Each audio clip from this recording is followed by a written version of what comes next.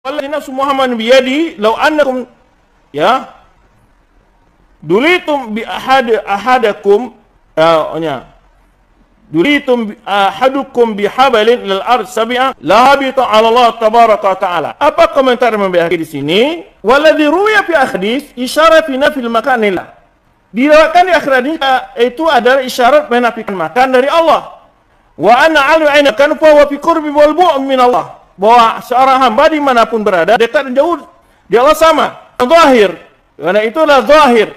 Fasu idraku bil adillah wal batin, ya, yaitu fasu idraku bil adillah. Maksud zahir adalah Allah itu diketahui dengan dalil-dalil yang jelas. Wal batin, dengan batin, ya, fasu idraku bil kaun fil makan, ya. Maka tidaklah sahih mengetahuinya dengan kaun makan, yaitu di tempat. Wastadala ba'du ashabina. Di sini Imam Baihaqi menukil pendapat ahlul kalam di kalam Asy'ariyah, ya.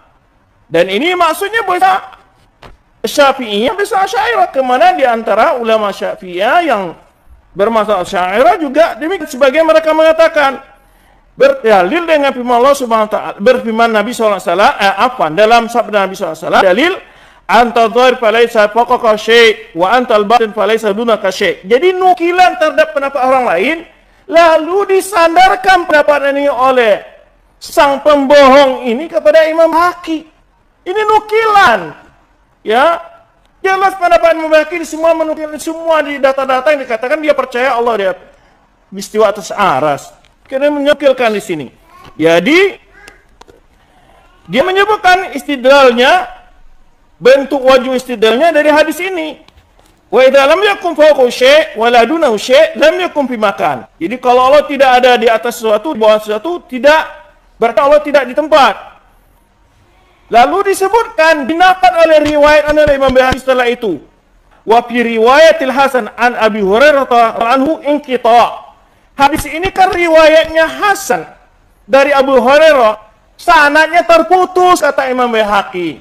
Wala sabata sama'uhu min Abi Hurairah. Tidak, ya, sahih adanya Hasan mendengar dari Abu Hurairah. Waru min wajhin akhar, juga diwakilkan dari jalan lain. Munqati' juga sanadnya terputus dari Abi Dzar radhiyallahu anhu. Assalamualaikum warahmatullahi wabarakatuh. Alhamdulillah wassalatu wassalamu ala Rasulillah wa ala alihi wa sahbihi wa mawala, amma ba'du. Seluruh kaum muslimin dimanapun berada, mudah-mudahan Allah Subhanahu wa ta'ala senantiasa memberikan rahmatnya, taufiknya, hidayahnya, maghfirahnya kepada kita semua. Amin, Allahumma amin.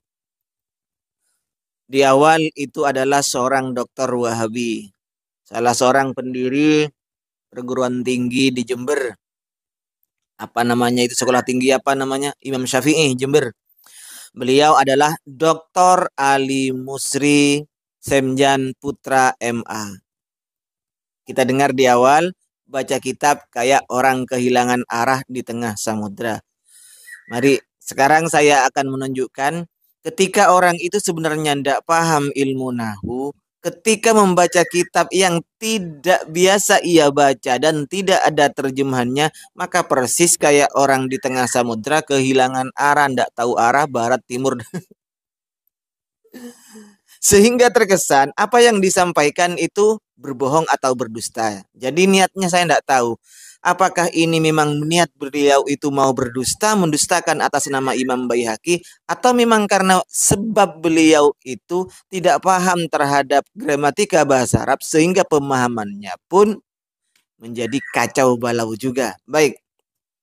Dalam video itu untuk mengklaim tuduhannya, mengklaim mengajak orang percaya bahwa akidahnya Imam Ali Musri, Imam Pak Doktor ini ya, meyakini Allah di atas aras untuk meyakinkan terhadap jamaahnya, maka Pak Doktor itu sengaja memelintir pernyataan Imam Baihaqi di dalam kitabnya apa namanya itu, Al Asma wa Sifat.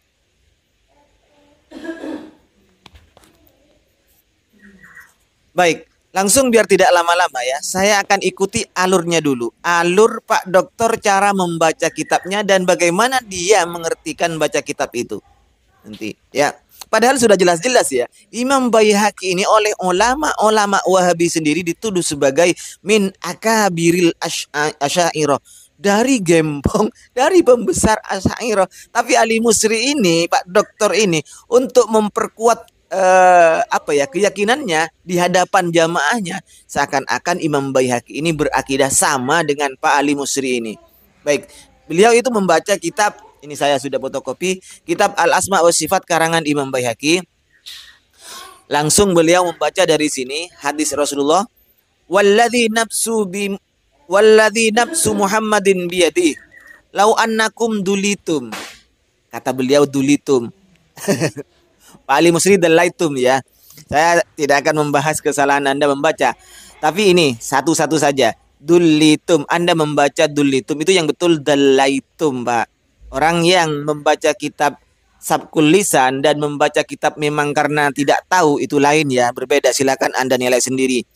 Lau annakum dalaitum ahadakum. Anda ini membaca bihadakum, bihadikum, ahadukum. Yang betul lau dalaitum ahadakum bihablin, mufrad bukan bihabalin. Bihablin ilal ardis sabiati lahabata 'alallahi tabaraka wa ta'ala. Tsumma qara'a Rasulullah sallallahu alaihi wasallam huwal awwalu wal akhiru wal zahiru wal batinu. Jadi begini Pak, maksudnya itu. Walladzi nafsu Muhammadin biyadi, demi Allah yang zat Muhammad berada di tangannya, kata Nabi, lau annakum dallaitum ahadakum bihablin ilal ardi. Jika Anda itu menjulurkan timba yang ada talinya ke bumi yang paling bawah, al-ardis sabi'ah. Jika Anda menjulurkan timba dengan yang ada talinya tentunya ke bumi yang paling bawah, lahabata 'alallahi, maka akan turun terhadap Allah Subhanahu wa taala. Maqra'a, kemudian membaca huwal awwalu wadz zahiru wal batinu wal akhiru wadz zahiru wal batinu. Nah, Anda skip beberapa baris, 1 2 3 4. Anda menyekipnya 3 baris setengah. Kemudian Anda langsung membaca walladzi ruwiya fi akhiri hadzal hadis isyaratun ya Pak, bukan isyaratin. Bukan isyarati ya. Walladzi ruwiya, yang diriwayatkan di akhir hadis ini, karena hadis ini panjang dari Hasan dari Abu Hurairah, panjang Pak, diambil yang paling bawah oleh Imam Baihaqi. Kemudian komentar Imam Baihaqi yang Anda skip sedikit ya, itu ya 3 baris setengah. Qultu, kata saya, pendapat saya, gitu loh menurut Imam Baihaqi Pak. Walladzi ruwiya fi akhiri hadzal hadis, yang diriwayatkan di akhir hadis ini adalah isyaratun ila nafyil makan, sebagai isyarah, sebagai tanda-tanda ya, isyarah kepada kita bahwa nafyil makan, mentiadakan tempat bagi Allah Subhanahu wa taala, anillahi taala. Wa annal abda, seorang hamba ini Pak, kata Imam Baihaqi, aina makana, dimanapun berada, fahuwa fil qurbi wal bu'di minallahi sawaun. Dimanapun ia berada, mau di puncak gunung, mau di lembah, mau di dalam sumur sekalipun, dimanapun berada, jauh dekatnya terhadap Allah Subhanahu wa taala itu sama. Berbeda dengan pendapatnya ulama-ulama Wahabi. Jika di atas gunung, maka akan lebih dekat terhadap Allah Subhanahu wa taala. Berarti astronot Pak yang lebih dekat itu. Terus lagi ya. Wa annahu az-zahiru, Allah itu adalah zat yang maha zahir, fayasihhu idrakuhu bil adillati, maka sah mengetahui Allah Subhanahu wa taala itu adalah bil adillah, dengan dalil, karena Allah itu adalah az-zahir. Al-batinu ayu annahu al-batinu, Allah itu yang maha batin, fala yasihu idrakuhu bil kauni fi makanin, maka tidak sah mengetahui Allah Subhanahu wa taala itu berada di suatu tempat. Begitu Pak. Makanya ini ad-dhahir wal batin, itu pengertiannya menurut Imam Al-Baihaqi. Nah, titik di sini Pak. Wastadalla, ini kalimat lain. Imam Baihaqi untuk memperkuat hujahnya bahwa Allah itu tidak bertempat, maka beliau mengutip pernyataan Ashab Syafi'i, bukan mengkritik mazhab Ashab Syafi'i ini Pak. Bahkan Anda dengan bangganya mengatakan si pembohong itu, entah siapa yang Anda maksud itu. Biasanya Pak Idrus Ramli yang Anda maksud itu Pak. Wastadalla ba'du ashabina. Sebagian ashab kami membuat dalil beristidlal fi naf'il makani anhu, mentiadakan tempat bagi Allah Subhanahu wa taala, biqaulin nabi, dengan perkataan Nabi, antadzahiru falaisa fawqaka syai'. Allah, engkaulah yang maha zahir, di atasmu tidak ada sesuatu apapun.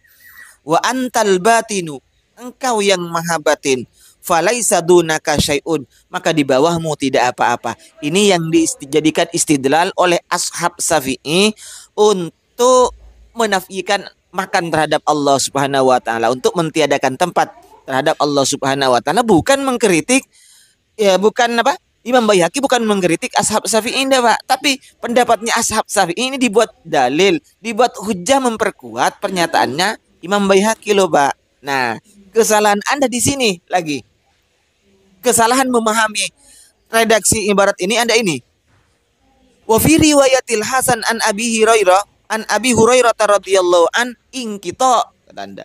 Jadi riwayat di atas dari Hasan dari Abu Hurairah itu adalah inqita. Pak, ya, istidlalnya ashab Syafi'i itu adalah az-zahiru, antadz-zahiru falaisa fawqaka syai' wa antal batinu falaisa dunaka syai'. Bukan ini yang dikritik, tapi hadis yang panjang itu yang dari Hasan, Pak. Kalau hadis ini antadz-zahiru falaisa fawqaka syai'un wa antal batinu falaisa dunaka syai'un, yang dijadikan istidlal oleh ashab Syafi'i, ini sahih, Pak. Di dalam riwayat sahih Muslim itu ada itu. Sahih itu. Yang dinakat, yang dikritik, yang dikomentari oleh Imam Baihaqi adalah hadis yang panjang di atas itu, Pak. Ya. Walladzi itu yang Anda baca dullitum itu yang dikritik oleh Imam Baihaqi, dan menurut Imam Albani ini, menurut ulama Anda ini, Pak, di Saudi ini, ya, dikatakan ini riwayatnya dari Hasan. Hadis dullitum itu tadi yang Anda membaca dullitum itu yang dikomentari oleh Imam Al-Baihaqi bahwa di dalam riwayat Hasan dari Abu Hurairah, sementara yang dijadikan dalil hadis oleh ashab Syafi'i bukan riwayat Hasan dari Abu Hurairah, Pak. Ya. Hadis riwayat Hasan dari Abu Hurairah itu dari yang di atas itu yang Anda membaca dullitum bihabalin itu. Ini yang dikatakan inqita oleh Imam Al-Baihaqi. Wala thabata sama'ahu an Abi Hurairah. Jadi tidak subut pendengarannya, tidak subut ini dari Abi Hurairah.